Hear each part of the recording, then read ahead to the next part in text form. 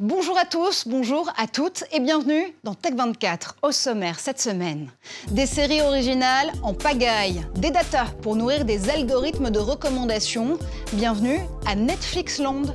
Le géant du streaming nous a ouvert les portes de son QG à l'occasion du lancement de sa nouvelle série Iron Fist. Reportage à suivre.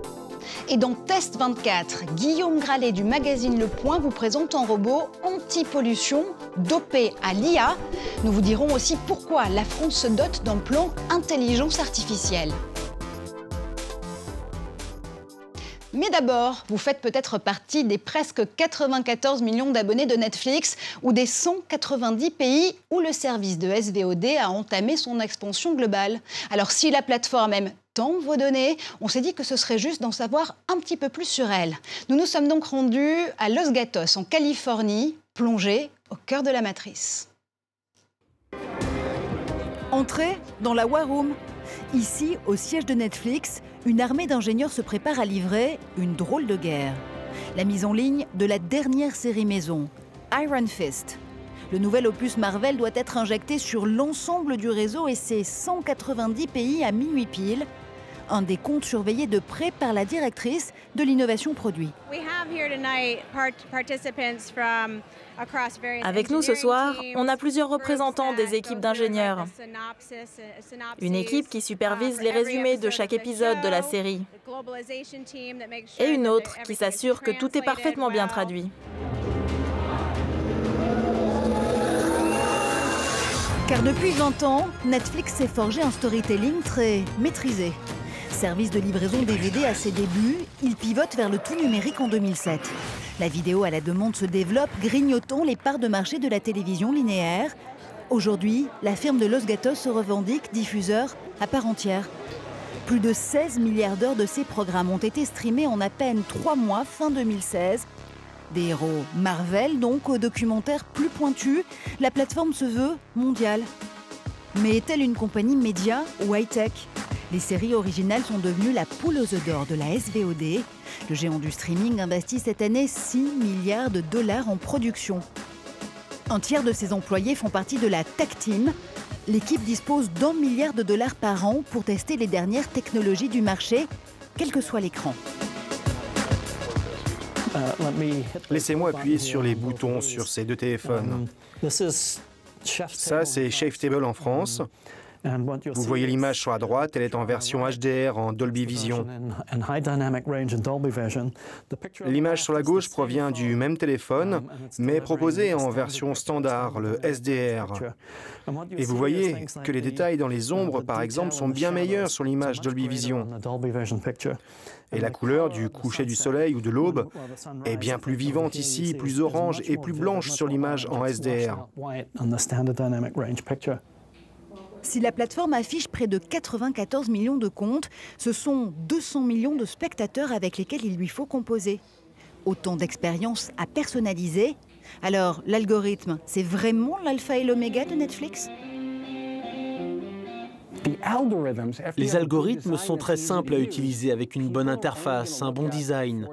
Les gens ne vont regarder que 40, 50, peut-être 60 programmes, alors qu'il en existe des milliers. Donc ceux qu'on met en avant pour chaque utilisateur de Netflix sont importants. Alors on va utiliser les algorithmes et les données qui en découlent. On se base sur ce que vous avez regardé, quand vous l'avez regardé et combien vous en avez regardé. Et on détermine les programmes qu'il faut mettre en avant. Des données que l'Américain récolte méticuleusement.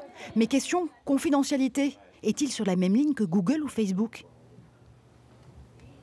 Mes amis qui travaillent pour ces entreprises sont au service de 2 maîtres, les annonceurs et les consommateurs. Nous sommes un service par abonnement. Avec les données que nous récoltons, on ne fait qu'une seule chose, construire une meilleure expérience pour chacun. On respecte la confidentialité. On vous demande juste, s'il vous plaît, utilisez notre service un mois de plus et continuez à vous abonner. C'est pour cela que nous utilisons les données. Et à ce jeu-là, les plateformes vidéo font tout pour vous rendre accro, jusqu'à vous étudier sous toutes les coutures. Exemple avec le spécialiste du son et de l'image, Dolby. Ici, les scientifiques sont à la manœuvre pour construire les expériences audiovisuelles du futur. Caméras thermiques, casques neuronaux, capteurs au bout des doigts. Voici venu l'ère des spectateurs cobayes. On utilise des informations sur la réponse thermique de son visage. On peut repérer les changements de température de son visage. Cela nous raconte à quel point il est engagé, à quel point son cerveau est en train de travailler. Vous pouvez appeler ça une charge cognitive. Il y a d'autres outils de mesure qu'on peut utiliser. On traque les émotions, on utilise différentes techniques de data science pour suivre son état émotionnel. On peut ainsi prédire ce qu'il va ressentir ou encore consulter des informations en fonction du mouvement de ses yeux ou de l'état de ses pupilles. Vos données, encore et toujours, pour construire des contenus plus captivants ou immersifs. Netflix, de son côté, se lance dans un nouveau challenge, révolutionner le marché du cinéma. Mais la plateforme doit faire face à la concurrence d'Amazon Studios. Le géant de la vente en ligne a reçu un Oscar il y a quelques semaines pour Manchester by the Sea. À Netflix de redoubler d'efforts pour gagner le pari de la crédibilité artistique. Et retour en plateau pour aller plus loin avec Guillaume Gralet. Alors Guillaume, on le voit évidemment, Amazon, Netflix ne sont pas tout à fait seuls dans cet univers du streaming. On va démarrer un tour du monde avec vous par Londres. Londres où est basé Mubi. C'est une plateforme pour les films indépendants. Oui, les films indépendants, les films d'auteur. D'ailleurs, le premier nom de cette plateforme s'appelait The Author. Alors, vous allez avoir chaque jour un nouveau film. Kaurismäki, par exemple, en ce moment, un film de Kaurismäki. Et ce film va être disponible pendant un mois. Vous pouvez le regarder tant que vous voulez. C'est disponible autour de 6 € par mois. La vraie spécificité, c'est que vous allez avoir les films qui ont été conseillés le plus par vos amis, par les réseaux sociaux qui vont remonter en priorité. Ce que Netflix, d'ailleurs, ne veut pas faire sur la partie recommandations sur les réseaux sociaux. On part cette fois-ci en Malaisie pour iFlix. iFlix qui travaille d'ailleurs avec de grandes majors comme Disney, par exemple. Oui, comme Disney, comme Paramount, par exemple, mais également Warner Bros. Ou MGM. MGM dont le patron, Gary Barber, fait partie du conseil d'administration. La vraie spécificité ici, c'est que on met en avant les stars locales, des actrices très connues en Malaisie, par exemple Maya Karin ou Sazi Falak. On voit bien qu'il y a une spécificité de coller à chaque fois au pays. On n'est pas dans la star planétaire, un peu comme George Clooney chez Netflix. Allez, cette fois-ci, on part en Inde avec Hotstar. C'est une plateforme qui travaille avec de la réalité virtuelle pour réaliser des tournois et des matchs de sport. Évidemment, on parle cricket cette fois-ci. Oui, c'était le cas en octobre dernier. En octobre dernier, lors d'une Coupe du Monde de Kabaddi, les organisateurs avaient disposé de grandes nacelles. Sur chacune de ces nacelles, il y avait 12 caméras, des caméras en haute définition qui permettaient de capter les images à 360 degrés. Et les spectateurs pouvaient revivre les compétitions avec un casque de réalité virtuelle. On est vraiment dans la chaîne de l'empathie. C'est également un chemin sur lequel ne veut pas aller Netflix pour l'instant. C'est ce que nous avait expliqué Reed Hastings l'année dernière, Marjorie. Absolument. Reste le cas Tulum, j'espère que je le prononce bien. C'est une application spécialisée qui est née en Afrique du Sud, qui est disponible au Nigeria, au Kenya ou encore au Ghana et en Tanzanie. Et elle a une stratégie mobile first. Oui, et vous le prononcez très bien, Tulum en zoulou, je l'ai appris, ça veut dire flux continu.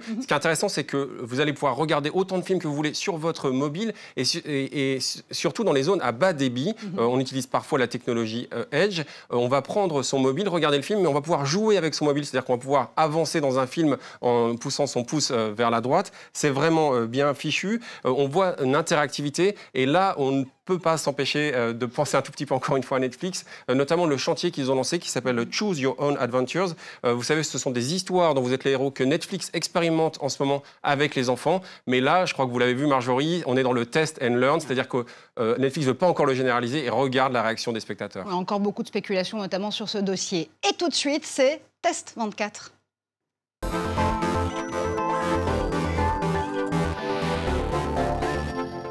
L'intelligence artificielle s'invite à nouveau en plateau dans Test 24, d'abord sous forme d'incarnation, un robot anti-pollution dopé justement à l'IA. Son nom c'est Diawan, une petite lumière avec nous en plateau, Guillaume, si j'ai bien compris. Oui, Dia, qui veut dire petite lumière en hindi, et c'était la volonté de son créateur qui s'appelle Ramesh Kossi, qui est né à l'île Maurice d'ascendance indienne et qui habite aujourd'hui en France, qui a mis au point ce robot totalement français, qui est fabriqué à Cergy-Pontoise. Ça occupe une bonne quarantaine de personnes. Alors, il y a énormément de capteurs sur ce robot. Il y a bien sûr les caméras que vous voyez ici, mais également des capteurs qui vont relever le degré d'hygrométrie, le degré de dioxyde de carbone, et surtout, il y a un grand filtre, c'est-à-dire que ce robot qui va éviter les obstacles grâce à ces autres capteurs qui sont en bas, voilà, il parle comme R2D2, eh bien, il va aspirer l'air et tout ça va passer à travers un filtre qui va enlever ce qu'on appelle les coves totaux. Ce sont des nanoparticules, par exemple le méthane, par exemple, pour rendre l'air plus frais. On dit qu'il est un peu boosté par l'intelligence artificielle parce qu'il se souvient des zones où il y a de plus en plus